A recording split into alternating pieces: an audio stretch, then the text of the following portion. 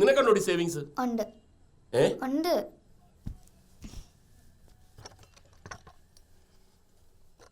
എടി money plant അല്ല, മണി. Where is money? ഓ, ഇതിനടി ഇങ്ങനെ കൈവച്ചേ? എന്താ ഇങ്ങനെ കൈവൊക്കെ ഇതിന്റെ അടിയില്? എന്റെ സേവിങ്സാ. ഇത്രയും സേവിങ്സ് എന്റെ കൊച്ചിന്റെ കയ്യിൽ ഉണ്ടായിരുന്നു? ഈ പരട്ടകളെ പോലെയാണ് കൊച്ചെന്നാ പപ്പ വിചാരിച്ചിരുന്നത്. കൊച്ചു മിടുക്കി, കണ്ടു പഠിക്കടാ.